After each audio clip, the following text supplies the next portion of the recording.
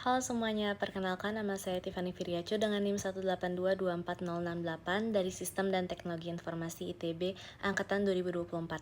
Nah, pada kesempatan kali ini saya akan mendemonstrasikan hasil praktikum mandiri mengenai sistem kontrol aktuator, di mana fokus utamanya adalah gimana microcontroller ESP32 memberikan instruksi kepada driver L298N untuk menggerakkan motor DC secara otomatis.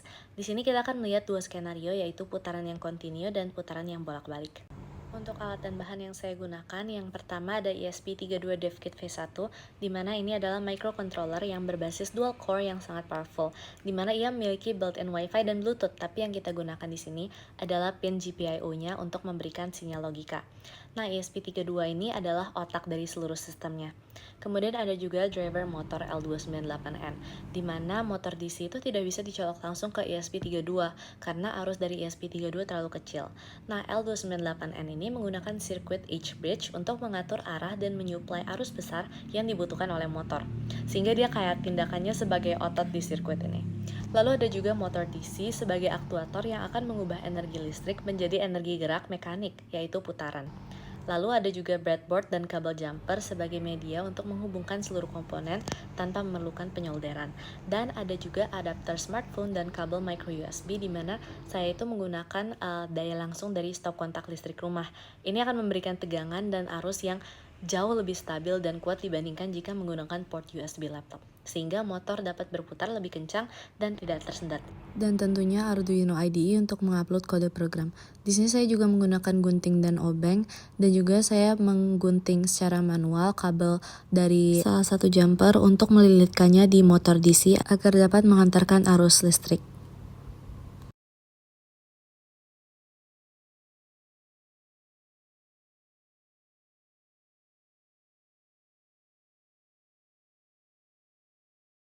Untuk rangkaiannya, saya menghubungkan pin D12 ke in 1 dan pin D13 ke in 2. Untuk powering, saya mengambil daya dari pin ESP32 ke terminal 12V L298N. Dengan kabel GND yang terhubung sebagai common ground, sumber daya utamanya berasal dari adapter charger smartphone yang terhubung ke listrik rumah agar putaran motor lebih stabil dan kencang. Oke, kita akan lihat ke kode pertama untuk putaran kontinu. Di bagian void setup, saya mendefinisikan pin 12 dan 13 sebagai output, di mana ini adalah tahap inisialisasi agar ESP32 tahu kemana sinyal harus dikirim.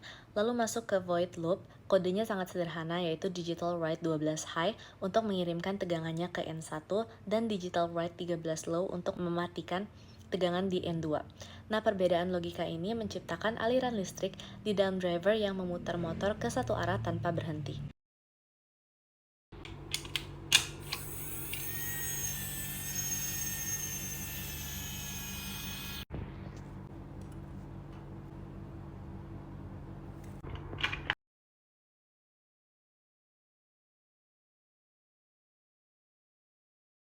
Seperti yang terlihat di video, motor berputar secara lancar karena suplai daya dari listrik rumah mencukupi kebutuhan torsi motor.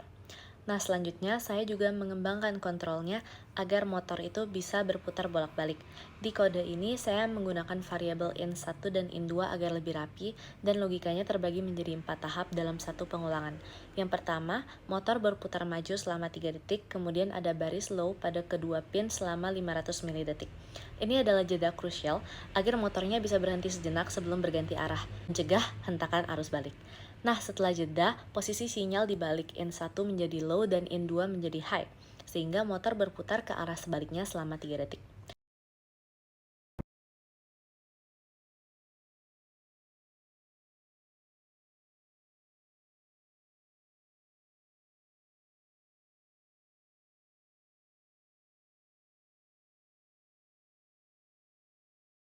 Demo ini membuktikan fleksibilitas modul L298N dalam membalik polaritas secara instan melalui perintah digital dari ESP32.